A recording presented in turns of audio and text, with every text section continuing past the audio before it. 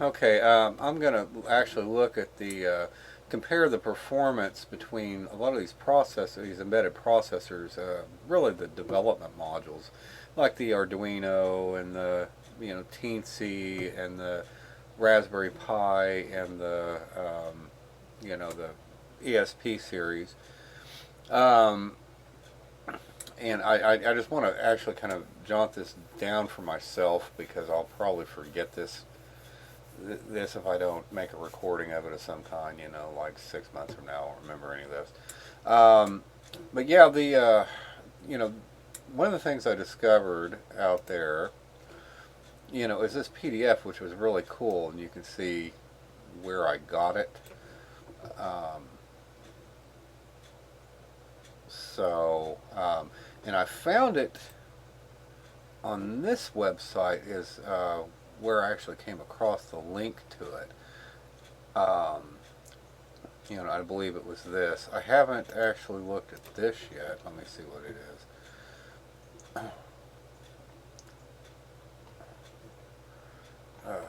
Okay.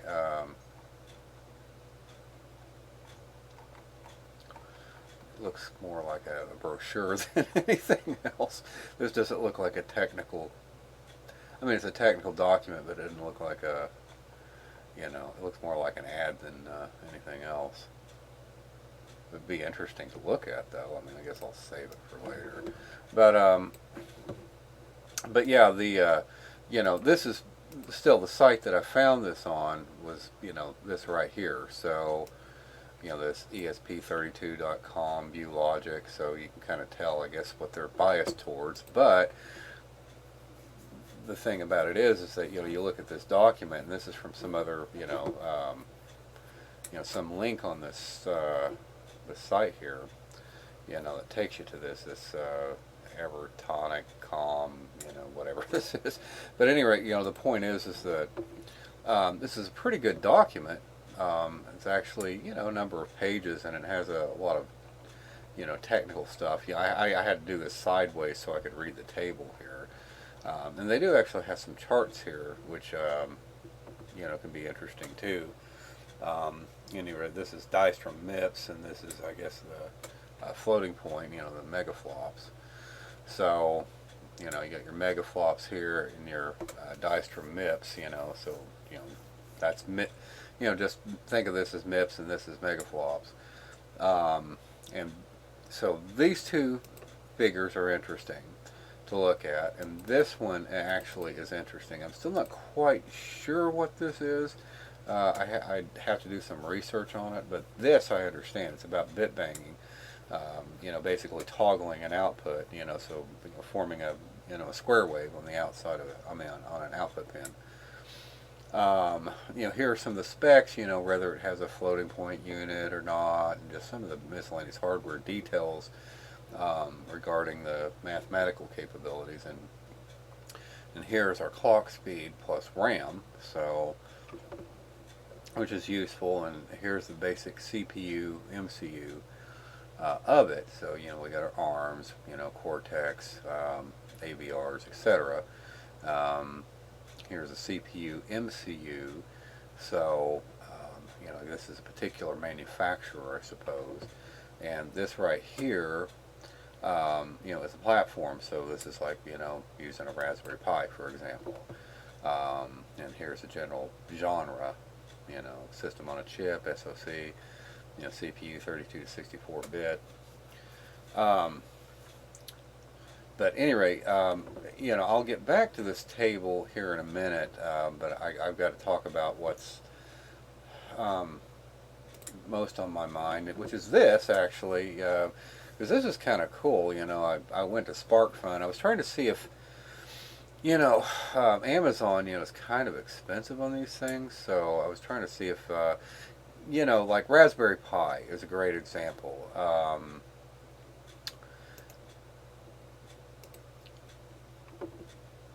Come on. Okay, but yeah, Raspberry Pi.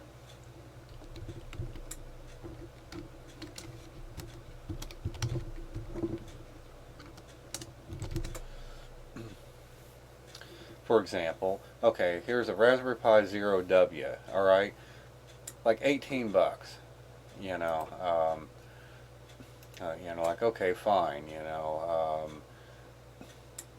well, but let's go look it up on the internet.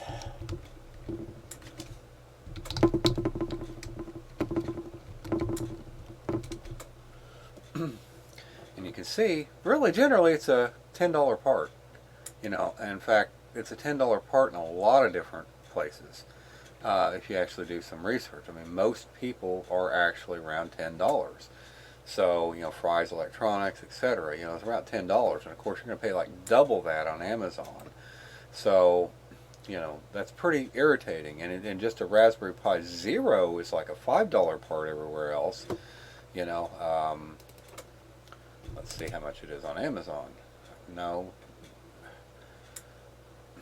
Damn it. Fuck. What a piece of shit. Not Z, whatever the fuck that was. Okay, but yeah, they don't seem to have a zero, just a flat out zero listed, I guess. I'm sure there's probably one on here. I know I've seen them before. It was actually harder, it used to be hard to find the W's a year or so ago. But at any rate, the point is that I know they're more expensive on just the straight up zeros too. And if you don't know, the difference between a zero and a zero W is, the W is for Wi-Fi. So the zero doesn't have Wi-Fi on it, but the W does. And I did buy one as part of a kit for like 24 bucks. That had had a power supply to it and everything. So that's the only way I could justify buying it from Amazon. But really, I'd rather have bought it from one of the other places. But the point is though is that it's a pretty good little processor, and it's roughly equivalent, I guess, to a Raspberry Pi 3B, because I also have one of those.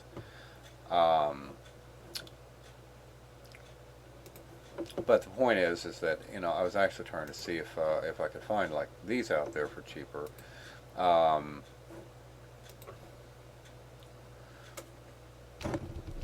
Teensy 4s, for example, are actually pretty similarly priced, if I recall. I know I saw one earlier somewhere, but it was from an off-name manufacturer, so I don't know. I don't know what I was looking at.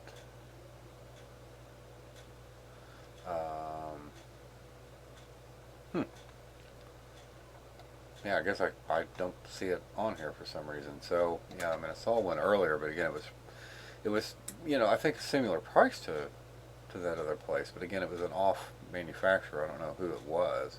They didn't have any ratings or anything. I kind of found them from going from here. But at any rate, these Teensies are really pretty interesting little processors, and like this one, these days are moving towards 5-volt tolerant parts, which inputs, which is good. At least on the digital, it's 5-volt tolerant. Because that's actually kind of a pain in the ass to have to deal with that sometimes. Versus 3 volts or 3.3 volts. But yeah, there's some really interesting features though. I mean, it's got like 7 timers on it, which isn't bad. You can never have too many timers. A lot of these processors actually don't have that many timers. But it's got a number of PWM ports, 3 UARTs, which is good if you're doing RS-232 or 485. I don't know if it has any specific 485 hardware though, but at least does have a basic port. Pics do. I mean, you can actually implement 485 buses on a PIC with hardware assistance. So, at least for the 18F and above series, I know you can do that. It's got some I2C, IRDA kind of stuff, this audio port thing, a real time clock, which is kind of interesting if you supply your own battery and crystal. DMA channels, and what's really kind of cool here too is this USB thing, because it's looking to me, and I haven't verified this for sure, but it's from what I've read elsewhere, it looks like this is true. Again, without actually coming through the data sheets and everything. But it's basically, since you have USB with access to DMA, you can actually implement a full speed USB bus. Okay, like on an Arduino, you can't. I mean, it's basically got a USB to serial converter built into it. And because of that, I mean, again, you're kind of limited to the baud rates of a serial port. So, it's generally less than 1 megabit. Whereas USB, can do like 400, megabit, tops. But, the point is that it is kind of limiting to be, stuck with serial port speeds if you really need to do, some data transfer. Be it video or what have you, whatever you're transferring over there, if you need to go over a USB bus, that's actually quite slow. But any rate, this apparently does have full bus access. Now, again, in difference to Arduino, that's one of the things that kind of blows about it. Let's see.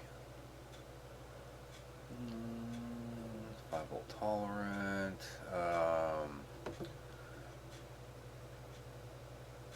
Yeah, 7 timers and DMA. Okay, but the point is that you can kind of read through this. There's some pretty cool features. I mean, I was actually surprised because before like yesterday, I'd never even heard of these. So I actually found it because I was trying to I was just wondering how many MIPS an esp8266 was, compared to like an Uno or what have you. Because I'm trying to assess the advantages of an ESP versus an Uno, outside of the obvious, the fact it's got Wi-Fi built into it, which is just awesome. These don't have Wi-Fi built into it, so they're just straight up chips, versus the ESP series does.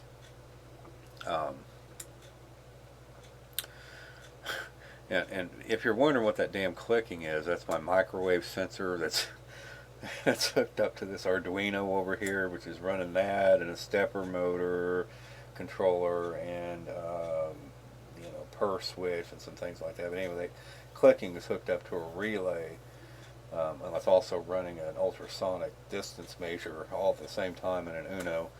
But yeah, that microwave sensor is a trip, man. I mean, those cheap little sensors, geez, I mean, it's like 8. Well, I think I bought like 5 of them for, I don't know, like $10 or something like that. They weren't very expensive. But man, that'll detect me, like halfway in the other room. I mean, it's certainly, it's at least 12 feet away.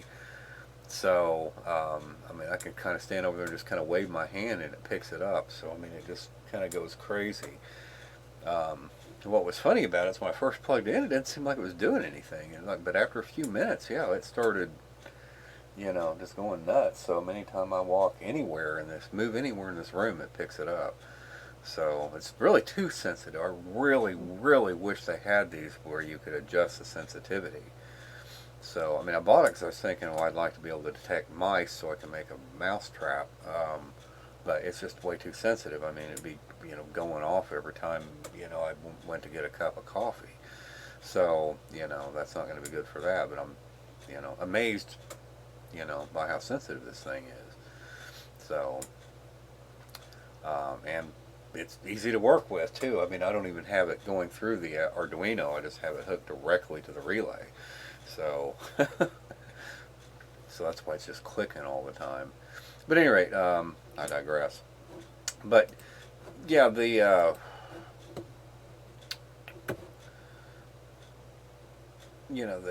sheet, right here,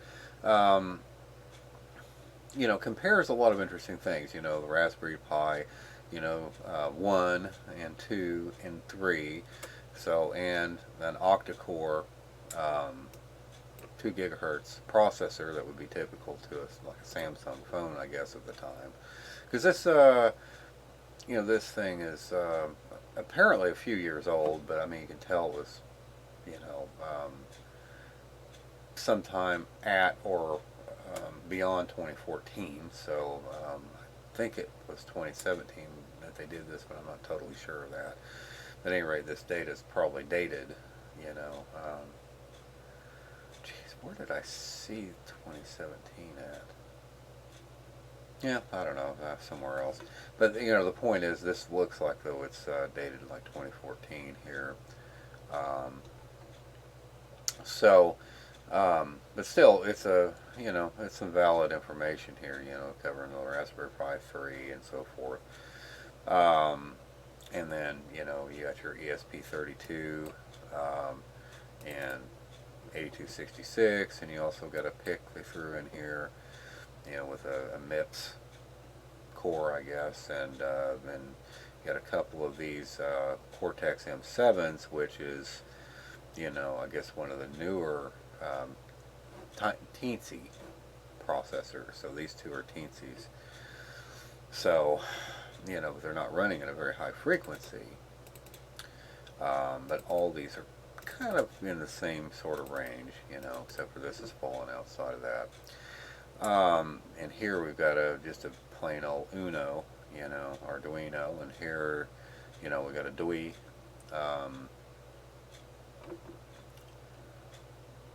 which I have one of these and several of these. And embedded Pi, I never really heard of that before, but and again another PIC that's thrown in there, a 32-bit PIC.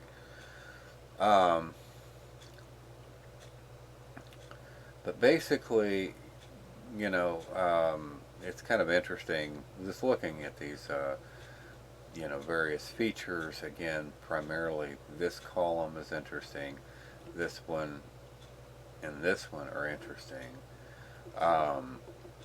Because here, you're looking at the number of megaflops, that basically a Raspberry Pi 1 could do. And you can kind of compare it, to all these different processors, like, standard Arduino Uno, is at 0.09, megaflops and about 10 MIPS. So, and you can see that a DWI is about 5 times faster in the integer area, the MIPS area, and, 6 or 7 times faster on the floating point. So, and these are 32-bit operations, I believe they said. So, see 32-bit integer. So,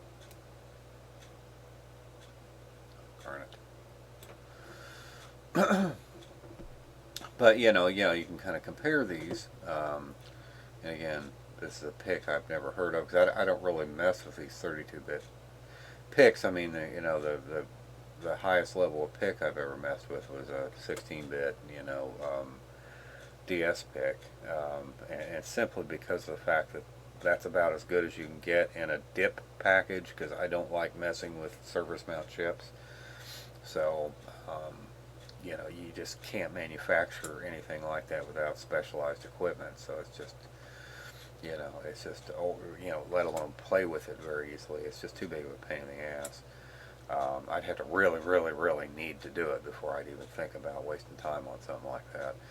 Other than that, that's why I do like these development boards, because you get the benefit of, a fine line pitch CPU without having to actually solder those damn things. So, which by hand is virtually impossible. You have to use special tricks like heat guns and solder paste and solder paste masks. I mean, it's just, again, I'd have to be really desperate to do something like that. But at any rate, the Arduino, the DWIs, certainly way outperform the Uno. And I was also interested, as an aside too, looking at this here, which is on this forum, and these guys kind of compiled their own little, benchmark system just out of the blue. I mean, it's not an official benchmark, but And I do have a lot of problems with what they did here because, you know, and I can get into it, but it's still a good, you know, it's still interesting to see the results. You know, this is how I started, you know, is comparing, you know, these and trying to, you know, measure the performance difference, you know, but these numbers are just really almost outlandish. Again, it's good for a casual peak because they are comparing the Teensies at different clock rates versus that versus the Dewey, and it's worth looking at. But again, I caution you on several different levels. Like for example, you know, okay, Arduino D at 84 megahertz versus this at 72 versus this at 80 versus this at 16. You know, when it comes to, you know, some chips like Atmel, you really can't look at this as a 16-bit microprocessor. Because, for example, you know, a PIC that I used a lot, 18F46K22, for example, is pretty much identical in performance to this AVR, you know, that's used in the Uno. Again, it's got about 16 MIPS, you know, but the difference is, you know, this Arduino has 16 MIPS too, but they brag about executing one instruction per clock cycle, whereas PIC is running at 64 megahertz to achieve the same thing for the same performance of 16 MIPS. So, and in this case, that's like a single, you know, cycle instruction or single word instruction, you know, not one of the more sophisticated T-cycle instructions, but just a single T-cycle instruction. So you can, you know, do 16 million of those, you know, on both the PIC and the AVR. But again, the clock speeds are different, you know, which makes you think, geez, well, you know, AVR, you know, is badass doing one instruction per cycle, but why the hell can't they make a faster chip? You know, if they could do that at 64 megahertz like the PIC, man, that'd be like 64 MIPS. But the fact of the matter is the AVR really is a 64 megahertz chip. They just don't advertise it that way. You know, they want to pretend like their chip, you know, is performing up to the level of a Pentium. You know, oh, it's got this sophisticated instruction pipeline, you know, like you'd see in a higher end chip. Well, that's bullshit. This is an 8-bit fucking processor. There is no fancy pipeline like that in this. This is just marketing. They just try to hide the fact that it's a 64 megahertz chip, which really bugs the piss out of me. It's one of the many things I don't like about Atmel, and you know, that's why I just that among several, for several other reasons, I do like PIC for just basic embedded way better than Atmel. I mean, I also like PIC way better because of the fact that they have their product selector, which was, you know, again, it used to be better than it is now. I don't know if I can find. I wish I could just pause this stupid recorder, so I didn't have to torture you with all this information. But you know, this OBS Studio, I wish I could pause it, but I'm not the only one that wants them to build a pause into it. Let's see. But anyway, PIC does have a product selector. I just don't know where it is. You know, I did save it as a link somewhere, but yeah, I'll be able to find it. It's kind of hard to find. Damn it.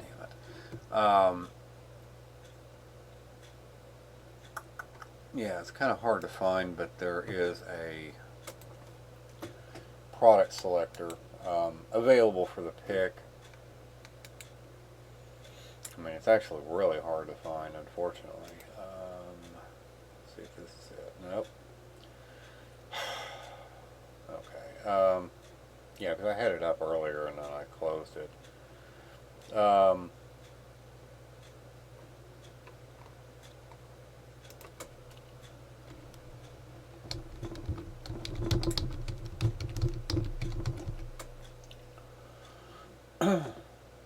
I'll, you know, show you this so you can find it if you want to. See, selection tools, this is probably the right link. Advanced part selector, maybe. Yeah, this is it right here. But you know, you can, you know, look at these different technologies, but you can hit MCUs and MPUs, and this will also actually allow you, they've updated the search for AVRs too, since Microchip bought AVR, so, you know, they're not technically competitors anymore. But you have this big parametric grid, which is, this used to be way more useful than it is, you know, like 5 or 6 years ago. But, you know, you can choose, you know, what family you're looking at. Do you want it 16, 32, or 8-bit? You know, you can choose what parts family you want. So you can see you got, you know, 18 meg. Oh, shit. I fucking hate these goddamn mice. Why they don't fucking make a mouse that, you know, has a goddamn button on it that you don't accidentally push all the fucking time. Drives me ape shit. But, you know, anyway, you know, you've got Pics or, you know, Atmel chips you can choose from. You can, you know, you can say a to and from speed on it, like, you know, 8 megahertz versus, you know, 30 megahertz. And generally it'll adjust the options you have in here, you know, as you refine your search. So, I mean, you know, it won't actually, you know, bring up processors, for example, in this case, that are, you know, that may have features in it that are only available at 50 megahertz chips, you know, and that kind of thing. So, I mean, it progressively, your options get progressively narrowed down as you select things here, so it's kind of cool. But anyway, this, you know, there are just so many different things you can select, and it just really helps you narrow down what you're looking for, you know, because you just concentrate on what it is that you're interested in.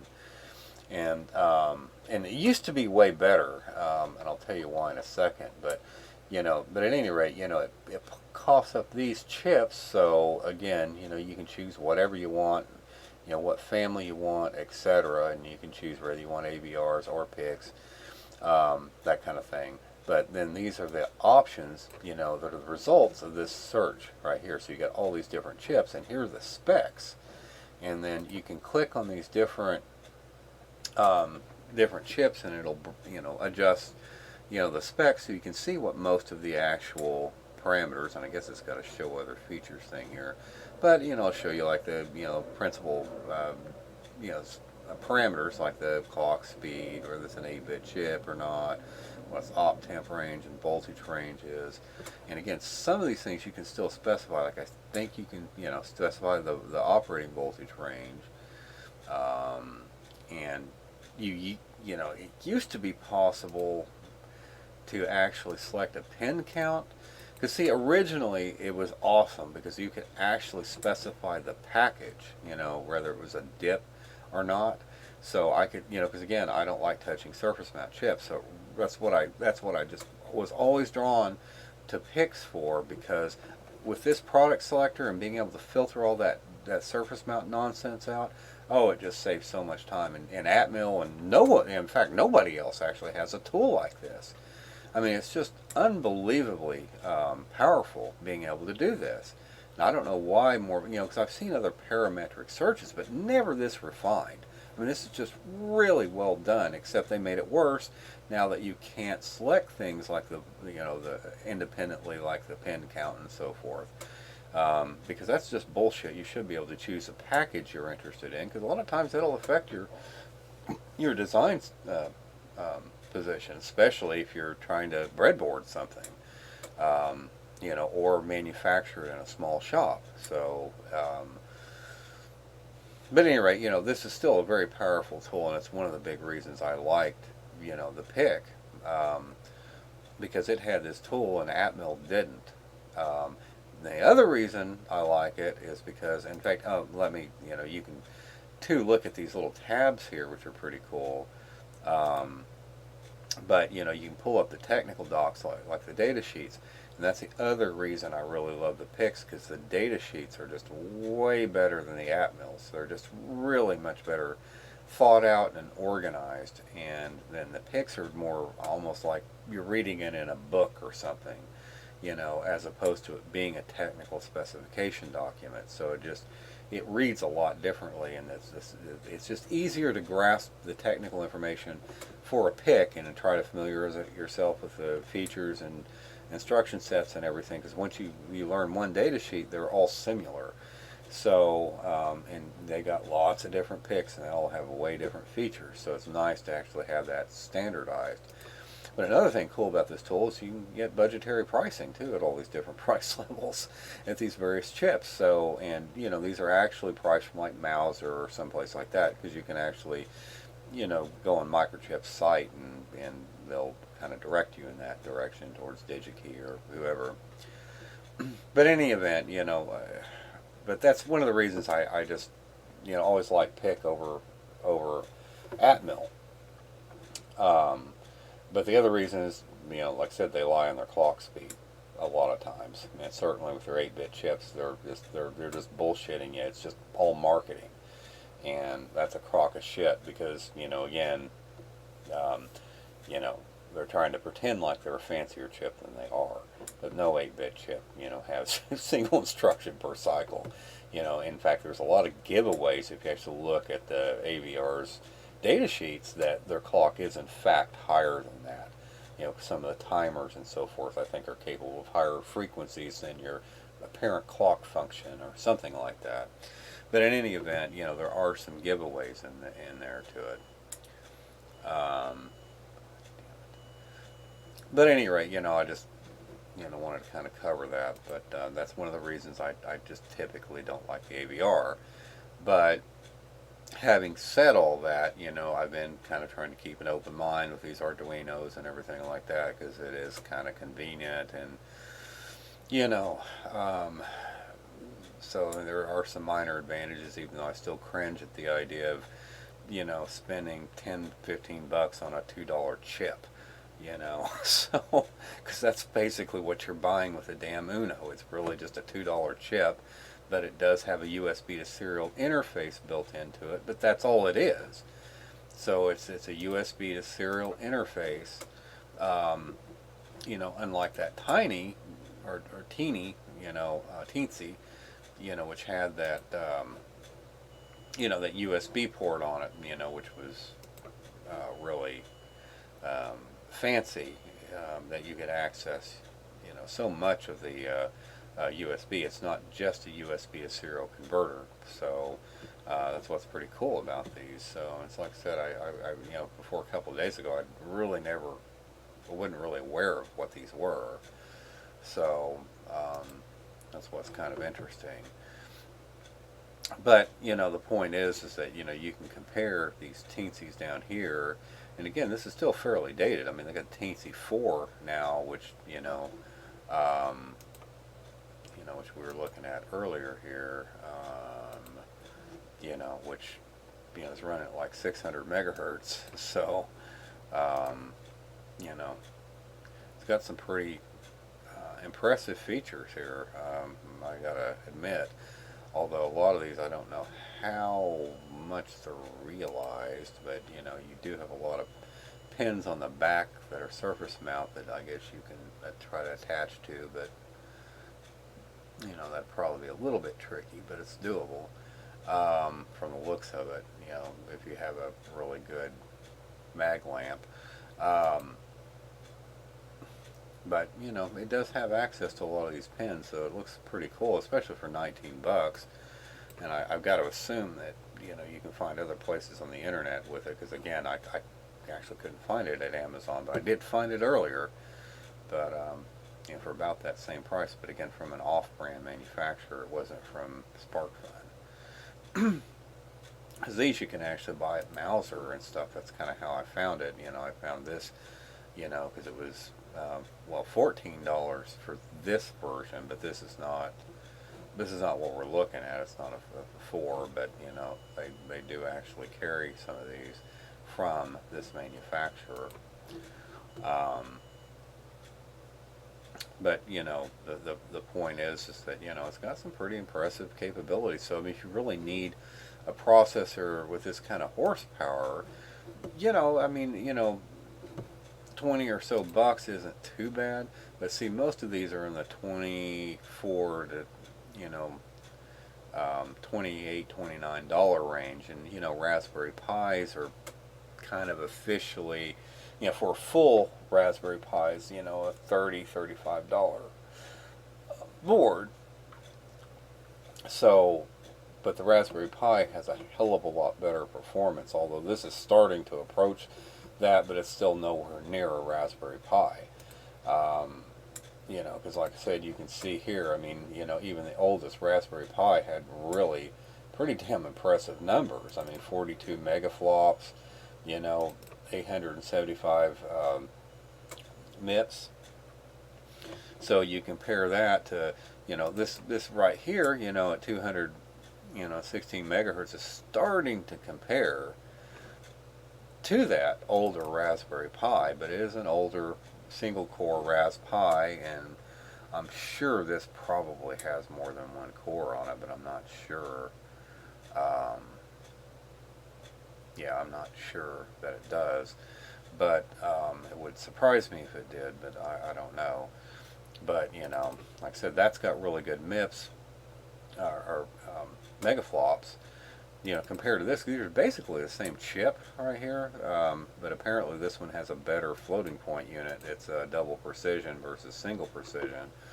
So, you know, but man, 22 MIPS, that's not bad, you know, versus just 3 MIPS. Again, with all other things being roughly, you know, like the MIPS are roughly equal, but the megaflops, you know, there's just no comparison there. That's really bizarre, you know, how fast that is. You know, this Pics chip, you know, again, which is like a MIPS core, I think, you know, it's still nothing compared to these. You know, the clock speed's similar, but I can't imagine what a 600 megahertz version of one of these would be. I mean, that's got to be impressive. You know, so that, you know, that Teensy 4, you know, it's got to be an interesting part. But at any rate, you know, the point is that still you can go up and compare this to more modern day Raspberry Pis, like a Pi 3. Okay, well, that's running, you know, 3,000 MIPS, you know, compared to this. So I guarantee you that thing's probably not going to compare to a Raspberry Pi. And the floating point, I mean, look, there's like absolutely no comparison between, you know, 180 megaflops versus 22. So, I mean, you know, at best, you know, I'd expect this to be like, 60 or 80. You know, it's certainly nowhere near 180 for, you know, the you know, Teensy 4. And, but like I said, this one could be pretty high up there, you know, maybe a 2100, so it could be about equivalent to this, which is, you know, pretty impressive if they've actually achieved that. But I don't know. Again, I haven't seen any specs on that. Again, you can barely find any place to buy them. So, but the point is, the Raspberries, you know, really blow all these away. But these, you know, Raspberry Pis are running, you know, Linux and everything else. I mean, they're fancier systems. So, you know, and of course, you know, looking at comparing it to an octa-core, you know, 8-time core ARM, you know, that would be using a cell phone, you know, running at 2 gigahertz. Again, absolutely no comparison. I mean, you know, if you really want to do some floating point and, or even MIPS, I mean, 8,000 on each of these. I mean, none of these things are going to come close to that. Not even a Raspberry Pi, you know, but it gets closest. But, you know, Raspberry Pi has 4 cores, I believe, you know, the newest ones. But you know, the point I'm making is that, you know, these are kind of a nice intermediate step below a Raspberry Pi. Because again, Raspberry Pis are great, you know, they're really powerful little computers. I mean, literally, you can hook a monitor right up to them, a keyboard and everything, a mouse, you know, and it's just like operating a computer. So, so they're pretty cool little, you know, little development boards. But the one thing I hate about them is that you're pretty much stuck with an SD card, you know, as your program memory. Now you can convert it to work on a USB thumb drive, but again, that's about the same fucking thing as far as reliability is concerned. I just hate SD cards. I mean, I fucking hate those damn things. I mean, I've lost, at least 40% of everyone I've ever had. We're talking dozens of them from way different manufacturers and different, you know, handling procedures. Like in a Raspberry Pi, for example, I would, make sure power's turned off before inserting or removing one of those cards. So, but it doesn't matter. I mean, these damn things just still go bad all the damn time. I've had two burn out on my Raspberry Pis already, and one in a Pi Zero and the other in a Pi 3B. But anyway, I just don't trust those damn things. And then on top of that, if you're using them on robots or something, there's a lot of mechanical shock involved too, which makes you wonder if those connections are going to be stable. I'd way rather have a CPU running things that actually has embedded memory in it that you can actually flash burn your program into, instead of having to go with these damn SD cards. I just way prefer that, eliminating that mechanical failure point. And all these pretty much have that advantage. So again, that's why I would only use a Raspberry Pi if I really had to, but usually you don't need that kind of power for an embedded application like a robot or anything. And given the fact you've got these options, if you really need that much computing power, this comes close. And given the fact you're not having to run Linux or some other operating system because it's just so sophisticated, you could probably theoretically program some of it on your own, but you'd lose a lot of the peripherals, like the ability to drive a monitor or what have you, but or USB or anything, So these don't have that burden, because they are actual embedded systems.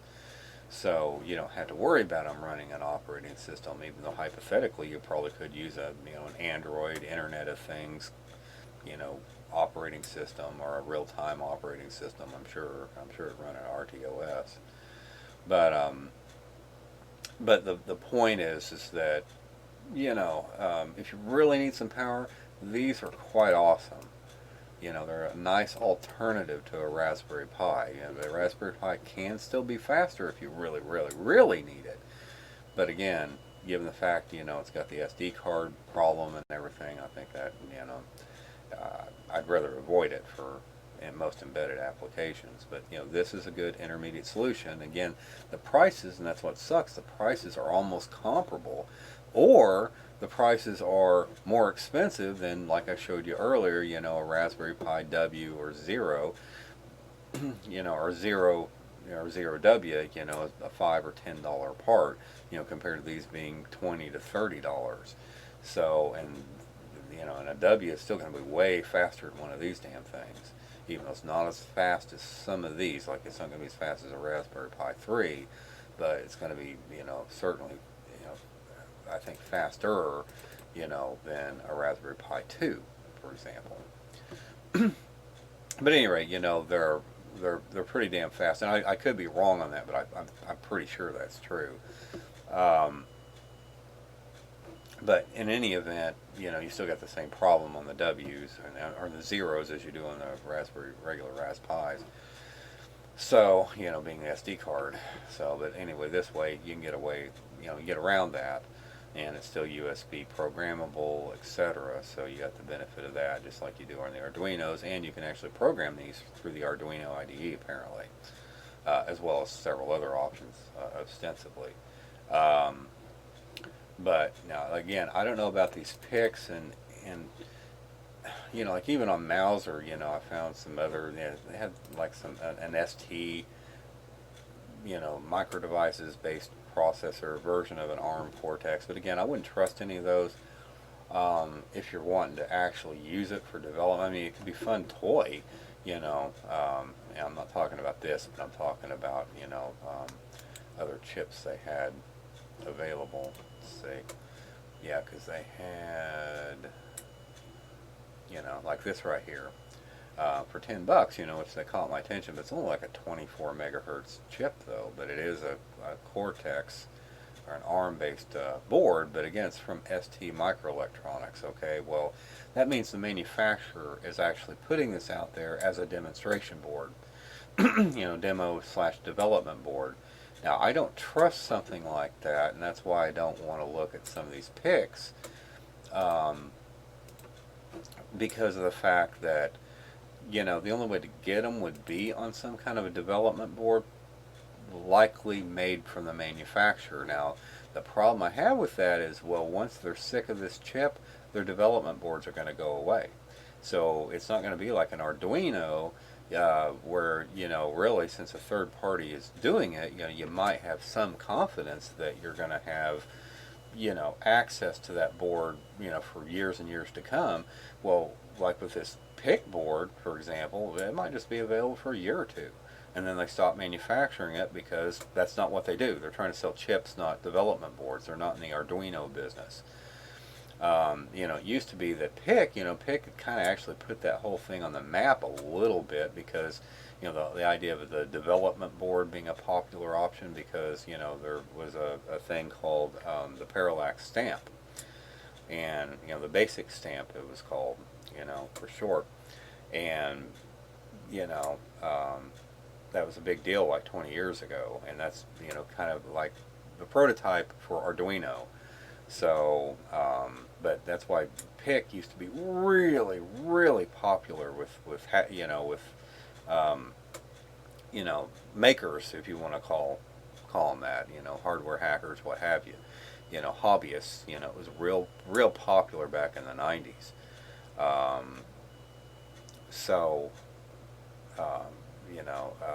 Like I said, it had really good assembly language. It was easy to kind of pick up on it, because again, the documentation is excellent. And it just really had a lot of advantages over Atmel and these other chips. I mean, Atmel, hardly anybody was really using it back in the 90s. So I mean, PIC was the hot shit. So I mean, it was the game in town, and that was still the case, even through the 2003, 2004. Then sometime after that, Arduino came out, and that started getting popular. So because with the built-in USB and all that, it took a kind of a pain in the ass thing and made it simple, and I can see why, at the time that was a big deal. But still, with a PIC, you could do what I did and just buy a separate USB to serial port, and you got the same thing. So it's actually not that big of a deal, to actually develop with Pics. But you will have to get a separate programmer though with it, like a PicKit 3 or whatever. Nowadays they have a PicKit 4, which you can actually program AVRs, Atmel chips with too. If you wanted to actually do a non-Arduino development and buy a $2 chip instead of a $15 board or $10 board, or but I guess you can buy some of those little Arduinos they have that are the tinies or whatnot, kind of in this same kind of form factor. So they're pretty cheap. I mean, I bought like 3 of those for $10 or something like that. And they got really all the functionality of a regular Uno. So, so it's like I said, they're pretty cool little chips. I mean, little boards.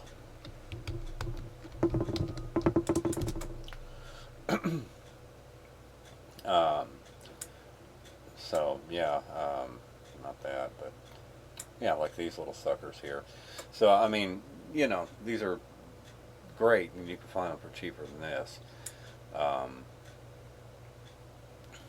They're, let's see, I guess they got is that an Arduino with Wi-Fi built into it? I heard they came out with those, but again, you're better off with Raspberry Pi if you really want that kind of thing, or using an 8266 or whatever. They do have all these shields, but still that adds up. You know what I mean? But yeah, I mean, like I said, they're pretty cool little devices, though. I mean, the Arduinos have their uses, and again, they're easy to kind of plop something together, and that's why I'm trying to keep an open mind, even though at some level I kind of dislike Atmel. So even though Pic bought them, but I mean I'm quite good at programming Pics in assembly language. So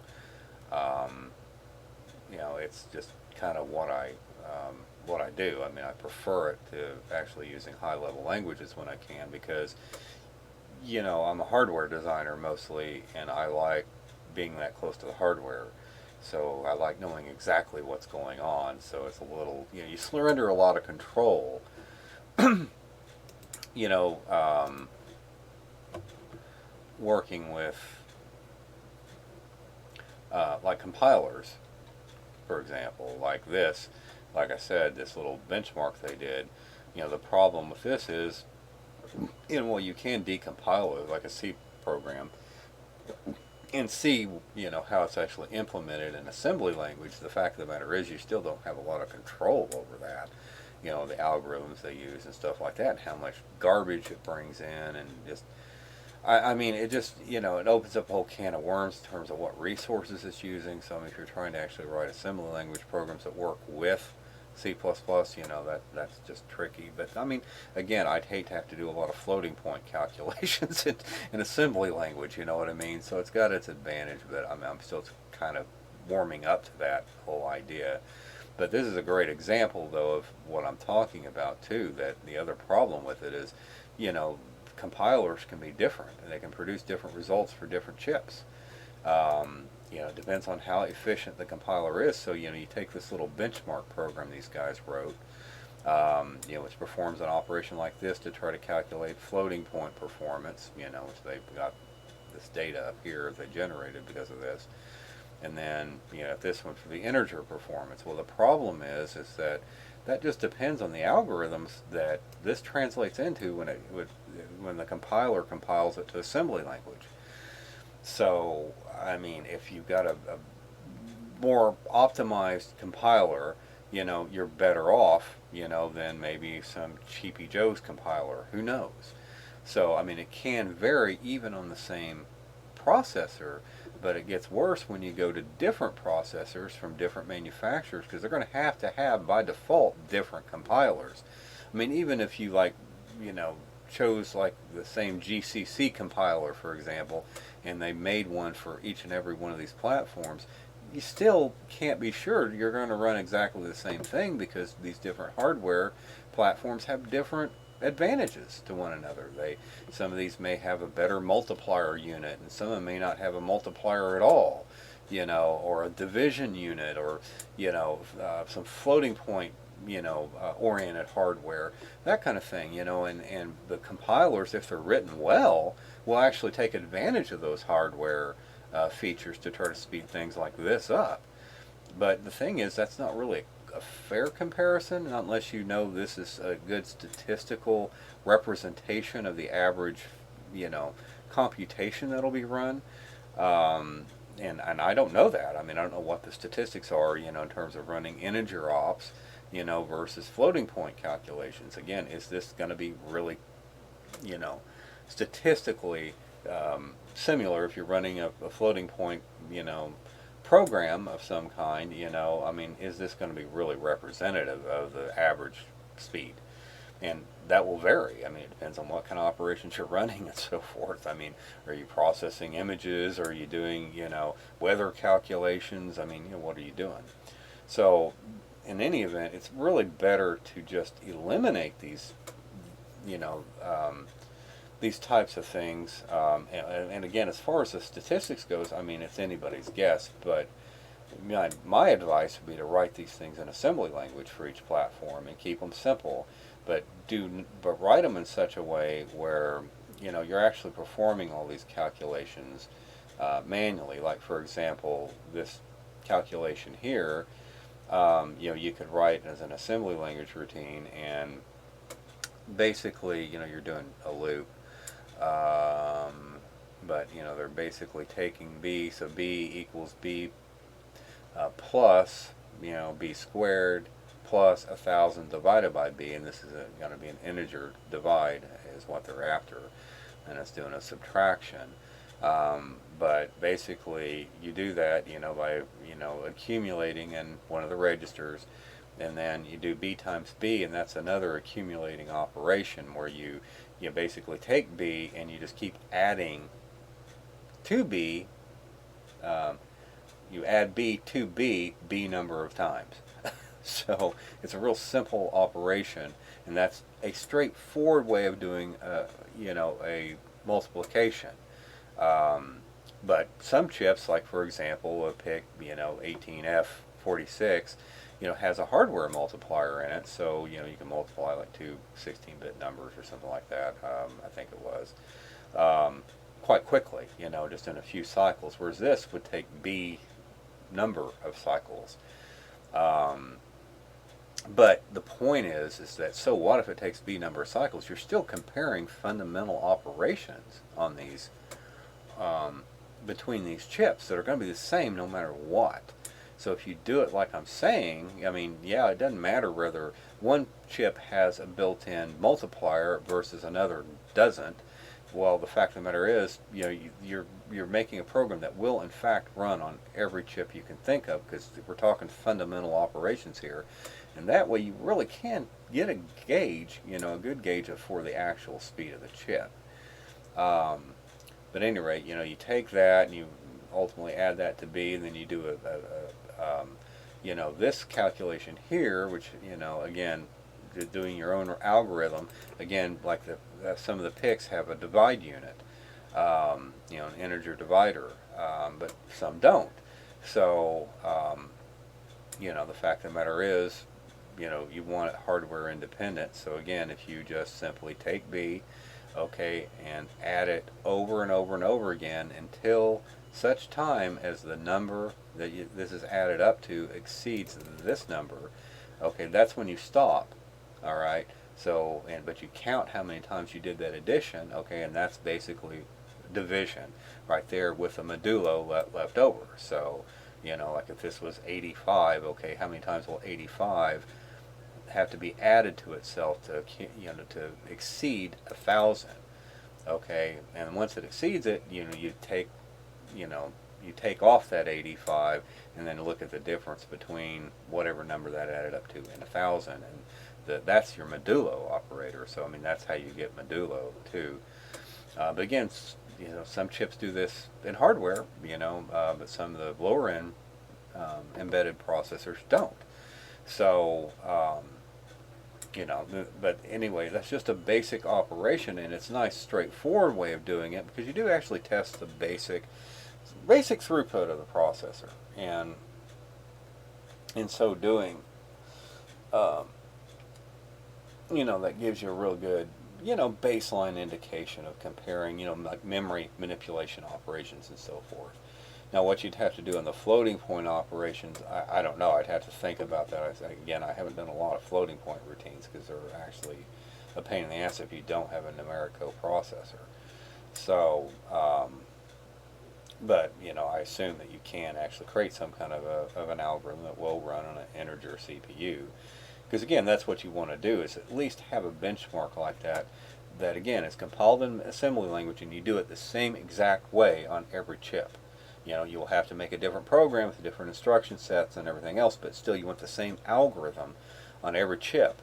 Like the algorithm I just described for this, you'd implement that exact same procedure on every chip, because you can. That's a fundamental operation. And if all processors were actually benchmarked this way, it would be kind of neat, because it would force manufacturers to actually truly make faster chips, because you can't cheat on these numbers, because they're fundamental operations. It's like trying to split a quark or something. It's indivisible. So they can't really cheat on it, without just making the whole chip faster. So if they improve any of these figures, they're actually making the whole processor faster, no matter what it's doing. But at any rate, my point is, if they made a benchmark like that, that would be interesting, and it would be a more direct comparison between these much disparate types of processors, just an Uno versus an ESP, etc. It does give you an actual just idea.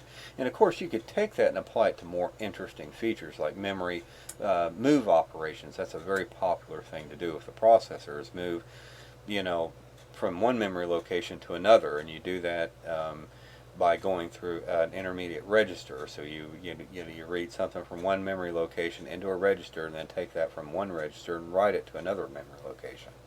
So, and some of those have interesting memory architectures, and some of them don't. But at any rate, some of them actually have long move commands so that you can move them from different areas of memory to any other area of memory. But a lot of times memory tends to be segmented in these microcontrollers. So, but at any rate, the point is that you don't want to use the hardware. You want to use a software version that applies to every chip. So, instead of using the convenient special purpose instruction they have in a given chip. So, but at any rate, there's a lot of different operations you could compare into a benchmark like this, and actually do a really good baseline benchmark. That honestly could truly compare every processor, without the ability to fudge it. Again, it'd be nice to know statistically what people actually do in actual calculations and so forth, to get a better idea. But but it would be a completely fair trial, because you're not using any special hardware with any of the chips. So but that shouldn't be the only benchmark you do, but this should be a part of your benchmark suite. So but other than that, you can run benchmarks that really do address the special hardware and so forth, so you can kind of compare things like that. But anyway, but the point is that your compilers might be different for different processors. So it's nice to in some ways do assembly work. Again, it does suck when you're doing really big programs, like 30,000 lines or what have you. So but they can be done. I've done it. So but at any rate, but yeah, these, like I said, these chips are pretty impressive. And again, the ESP series chips, aren't quite as impressive as these, but they're certainly better than the basic, run-of-the-mill Uno and even the Dewey. So, an 8266, ESP8266 right there, and this number to this number is the number of MIPS depending on the clock speed. So 160 to 240, so it's 176 MIPS to 411. So, being the result, and this is one of the few chips I actually did that with.